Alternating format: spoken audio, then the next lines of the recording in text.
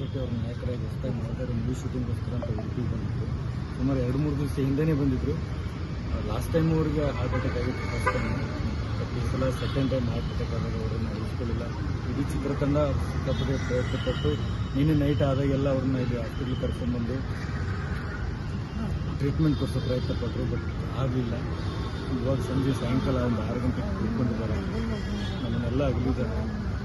ನಮ್ಮ ಕನ್ನಡದ ಕಲಾಭಿಮಾನಿಗಳನ್ನೇ ಕೂಡ ಅಗಲಿದ್ದಾರೆ. ಎಲ್ಲ ನಾವು ತುಂಬ ಮಿಸ್ ಮಾಡ್ಕೋತಾ ಇದ್ದೀವಿ. ಐ ಮಿಸ್ ಯು ಪಪ್ಪ. ಲಾಸ್ಟ್ ಟೈಮ್ ಸರಿ ಆಗಿತ್ತು ಸರ್. ಜಯದೇವಲ್ಲಿ ನಾವು ಟ್ರೀಟ್ಮೆಂಟ್ ಕೊಡಿಸಿದ್ವಿ. 1 ವರ್ಷದನ್ನ ಆರಾಮಾಗಿದ್ದು. ಬಟ್ ಇವಾಗ ಇಲ್ಲಿ ಶೂಟಿಂಗ್ ಬಂದಾಗ ಕರೆಕ್ಟಾಗಿ ಸೆಕೆಂಡ್ ಟೈಮ್ ತೀವ್ರ sir. Serious, very serious.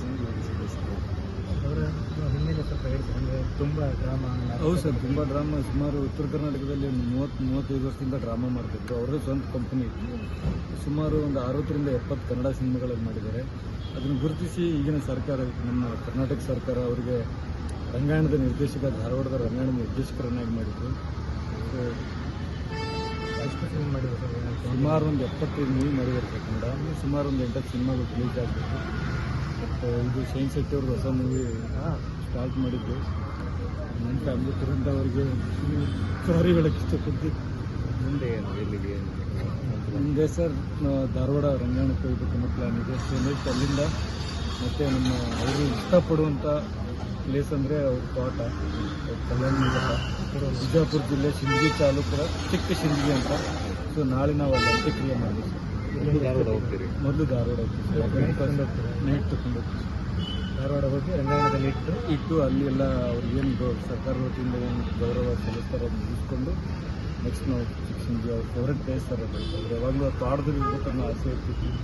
So ಅಲ್ಲಿಟ್ಟು ಎಲ್ಲ ಸಾರ್ವಜನಿಕರಿಗೆ ನಾವು ಅಲ್ಲೇ ವ್ಯವಸ್ಥೆ ಮಾಡ್ತೀವಿ. ಸೆಲೆಬ್ರಿಟೀಸ್ ಬರುವವರೆಲ್ಲ ಎಲ್ಲಿ ಬರ್ಬೋದು? ಚಿಕ್ಕ ಸಿಂದಗಿಗೆ ಅಂದರೆ ಅವ್ರ ತೋಟ, ಅವ್ರ ಫಾರ್ಮ್ ಹೌಸು. ದಯವಿಟ್ಟು ಯಾರೇ ಬರೋರಿದ್ರು, ಅಭಿಮಾನಿಗಳಾಗಿರಲಿ ಅಥವಾ ಯಾರೇ ಆಗಿರಲಿ, ಅವ್ರನ್ನ ಪ್ರೀತಿಸೋರಾಗಿರಲಿ, ದಯವಿಟ್ಟು ಅವ್ರ ತೋಟ ಅಂದರೆ ಚಿಕ್ಕ ಸಿಂದಗಿ ಗುಲ್ಬರ್ಗ ಹೋಗೋ ದಾರಿಯಲ್ಲಿದೆ. ದಯವಿಟ್ಟು ಎಲ್ಲರೂ ಅಲ್ಲೇ ಬನ್ನಿ.